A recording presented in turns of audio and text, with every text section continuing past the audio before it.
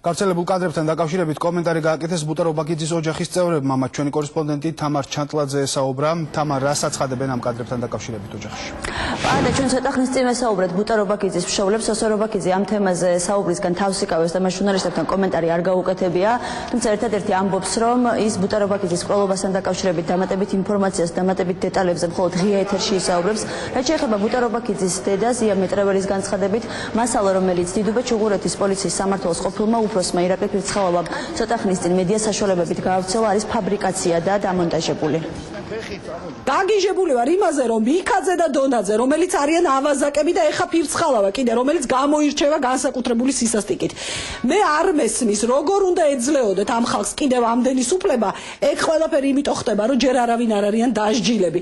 ანუ დააკვირდით, რამხელა აბსურდია, 9 წელიწადი ეს ხალხი გაჩუმებულები იყვნენ და თუ ესეთი კადრები ქონდათ, სად იყვნენ სააკაშვილის რეჟიმის პერიოდში იყვნენ ჩუმად და ამ კადრებს ინახავდნენ და არ ამბობდნენ. ეს ხო აბსურდია, ეს ხო აი არ ვიცი, ბრმაც მიხვდება ამას.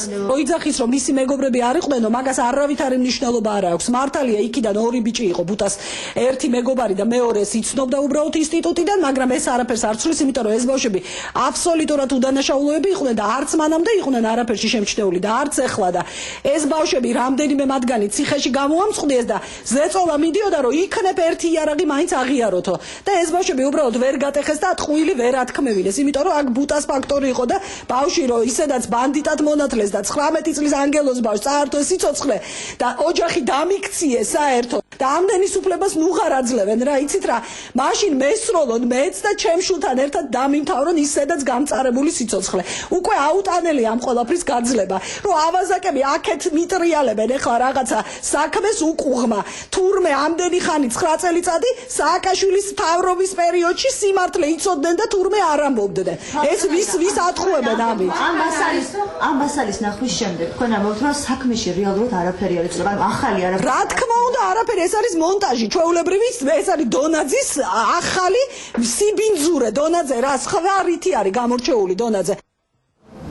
ასევე ცოტა ხნის წინ ჟურნალისტების შეკითხვებს უპასუხა პრაიმ ტაიმის პრეს-კლუბში ბუტარო ბაკიძის მეგობარმა, რომელიც შემთხვევის ადგილზე მასთან ერთად იმყოფებოდა.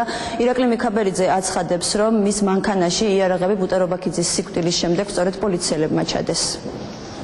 ის ფაქტი, რომ ბუტა ჩვენთან შემთხვევით მოხდა, ეგ რანაირად უნდა მომხდარიყო შემთხვევით, მე კი მეგობარი იყო, ასევე ბართაიასთანაც მეგობრობდა დანგაძესთანაც, ანუ ჩვენ ერთი ინსტიტუტიდან მოვიდოდით და უცხოები რო ყოფილიყავით მთელი საღამო და მთელი ღამე ერთად არ ვიქნებოდით, ხო? ერთი ეგა. მეორე ის, რომ თითქოს ვითომ ჩვენ იარაღი გქონდა მანქანაში, ჯერ თუ მანქანაში იარაღი არის, რატო გაუჩერებს ამას, რა ქვია, პატრულს, ხო? როცა გეუბნება რომ გააჩერე. ეს იარაღის ჩადება და შემდეგ გადაღება მოახდინეს მთელი ეს იმის, რა ქვია, ფაქტების ფალსიფიკაცია თვითონ იმათმა. გასროლა ეხლა დამონტაჟების დროს ხო შეიძლება რომ გასროლა ჩაამატო.